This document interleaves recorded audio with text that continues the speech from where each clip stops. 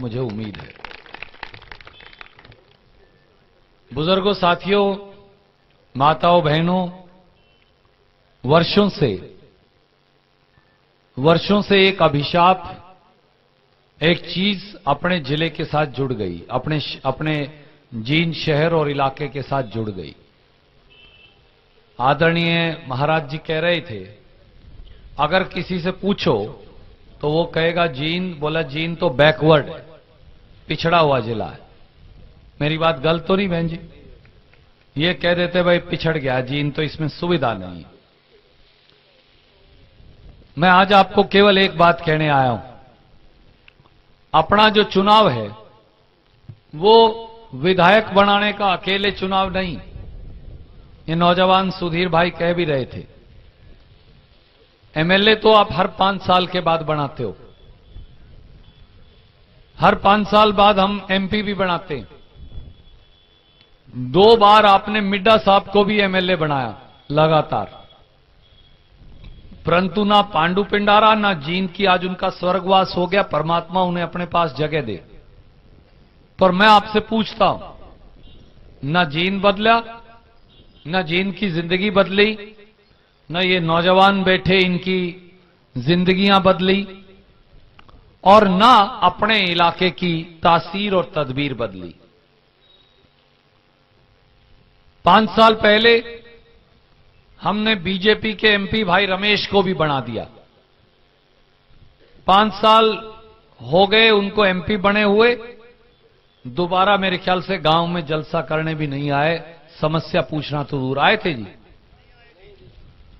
5 साल से मनोहर लाल खट्टर जी की सरकार, बीजेपी की सरकार हरियाणा में, 4.5 साल तक 5 रुपए का काम बीजेपी की सरकार ने हरियाणा में जींद जिले में, जींद के हलके में करवाया नहीं। खट्टर साहब तो अपने इलाके की तरफ मुंह करके भी नहीं सौंदा। जब मिड्डा साहब का स्वर्गवास हुआ तो उनको याद आया कि कोई जींद हल्के नाम की जगह नहीं तो अपने कांटा मार रखा था कतई।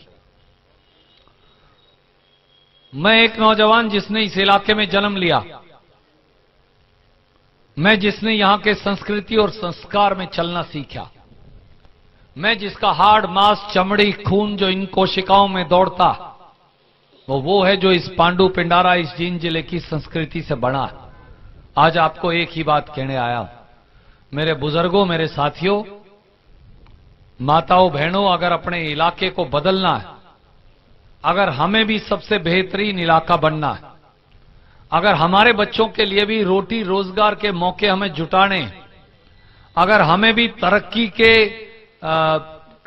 की धारा के अंदर सरोबार होना है, तो फिर एक ही रास्ता है, आपके इस भाई को मौका दीजिए ताकि हरियाणा की सत्ता, हरियाणा की चौधर में पांडु पिंडारा के तीर्थ के ऊपर आपको लाके खड़ी कर दूंगा।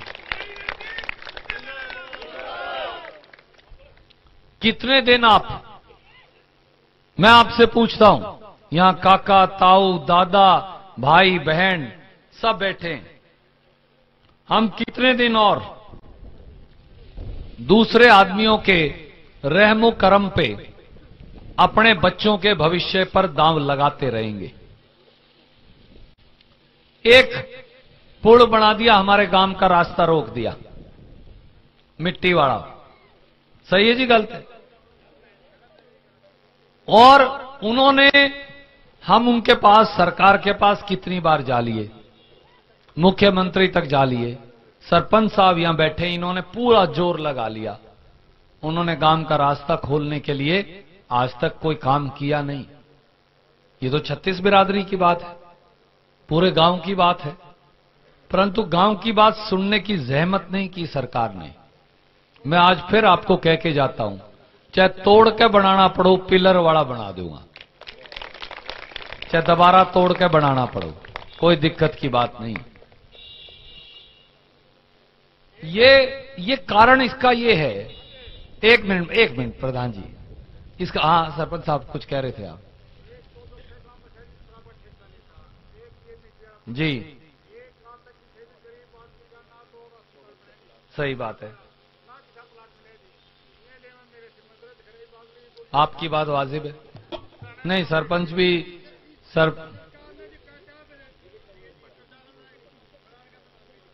सही बात है, कटा दिए, कटान लग रही है, बनाने का नाम नहीं भाई, ये कहने लग रहा है। ये भी एक बात सच है जो सरपंच साहब ने कही। अपने पेहवा में, कुरुक्षेत्र में दारू का ठेका नहीं खोल सकता कोई, इसलिए कि कांग्रेस की सरकार ने पाबंदी लगा दी थी। जहां तीर्थ हो, जहां हिंदुस्तान का सबसे बड़ा ज्ञान श्रीमद् भगवत गीता की जो धरती हो, वहां दारू का ठेका नहीं खोल सकते। खट्टर साहब ने एक काम जरूर कराया 5 साल में, पांडु पिंडारा में दारू का ठेका खुलवा दिया। एक काम तो सही कराया, यही करके। हाँ जी, हमें बता दिया एक काम करे अगले ने, मैं तो और कोई काम पाया नहीं, जो करा वो सही कह रहे। और जो गरीब आदमी की मदद है उसके लिए भी, चाहे वो राशन कार्ड की बात है, चाहे वो गुलाबी पीले कार्डों की बात है, चाहे वो गरीब आदमी को उसका अधिकार देने की बात है, जैसा सरपंच साहब ने बताया, वो अधिकार भी अपने गांव में गरीब आदमी से छीन लिए। मैं इसलिए आपको एक ही बात कहने आया हूं, ये सरपंच साहब, ये बातें इसलिए होती हैं कि इलाके में एमएलए बन जाता है। आप तो एमएलए बना सको या एमपी की पर्ची गेड़ सको, आप ये तो नहीं कह सकते, माफ करना, सारा गांव राम बैठा है, सारी बिरादरियों के नौजवान और बुजुर्ग बैठे। भाई नौजवानों तुम बताओ, आप ये तो नहीं कह सकते जी मैं प्रधानमंत्री की वोट गेड़ूं, हम तो एमपी की वोट गेड़ सका, या मुख्यमंत्री या मंत्री की वोट गेड़ूं, हम तो एमएलए बना सका। जब बंदा एमएलए बन जाता है, जैसा स्वामी जी कह रहे थे, उसके बाद उसका अपना जुगाड़ है, उसकी अपनी काबिलियत है, उसकी अपनी क्षमता है, पार्टी में उसकी अपनी जगह है, उसकी अपनी योग्यता है। उसके आधार पे फिर वो सत्ता में इलाके की हिस्सेदारी करवा सकता है।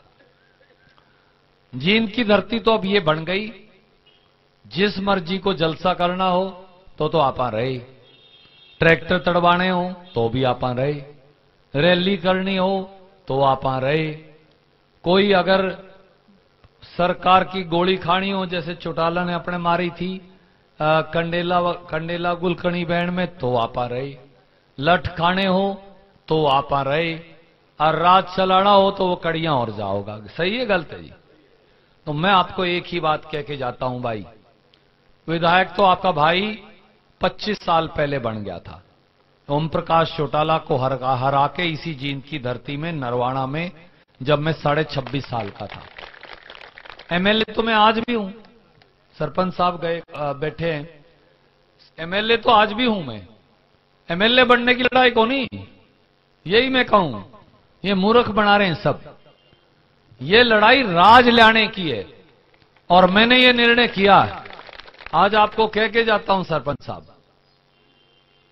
जींद का राज बना के दिखाऊंगा आपको। बस आपको मैं जींद का राज लाके दिखा दूंगा। आपकी मर्जी है फिर आप कैसे बरती हो। आप तारा हाथ न्यू नहीं होने दूंगा कभी, तारा हाथ न्यू रहेगा भाई। इसलिए मेरी बात खत्म करते हुए मैं एक बात कहूं, करके गांव का जी 36 बिरादरी का एक बहुत बकाने आले आएंगे, बिछलान आले आएंगे, हल्के के हर हल्के के पास कभी ना कभी भाग्य आके दरवाजा खड़खड़ावे। अब की बार फिर आया, मैं कई बंदे को लीडर बनाने में ये लगे 40 साल, मनमाने फिर भी ना बने। मैं तो आपके पास बना आया हूं। एक मैंने फैसला किया कि अपनी 26 साल 27 साल की राजनीति के बाद 6 इलेक्शन मैंने लड़ लिए, 5-6 में से मैं लगातार जो है 5 बार जीत लिया। एक बार चौटाले ने रोड कर ली थी, 5 बार मैं एमएलए बन चुका, इसलिए एमएलए बनने का झगड़ा नहीं। ये निर्णय था कि अपनी मिट्टी का कर्ज और फर्ज मेरे सर पे है, इस मिट्टी का कर्ज और फर्ज उतारना, इन बच्चों का कर्ज अगर उतारना है तो ये जरूरी है कि ये मुश्किल काम मैं अपने जुम्मे ले लूं और अपने इलाके की तस्वीर बदल सकूं और पूरी जिंदगी के लिए जींद लेने वालों की बजाय देने वालों में आपको मैं शामिल कर दूं। आपका हाथ ऐसे रहे इस तीर्थ के ऊपर, केवल मेरा ये निर्णय है। इसलिए एका करके सारे गांव की वोट जब आप कांग्रेस पार्टी को देकर जिताकर भिजाओगे तो मैं आपको कहता हूं फिर आपको किसी से मांगने नहीं जाना पड़ेगा। लोग रिश्तेदार आपके पास आया करेंगे, ये याद रखियो। आपसे कहेंगे चलिए भाई तारे वाले के पास हमारा काम करवा कर आइए, और आप छाती चौड़ी करके आइयो। पूरे हरियाणा नहीं, हिंदुस्तान का काम लेकर आइयो, वो बढ़िया करेगा। सबको राम राम, जय हिंद।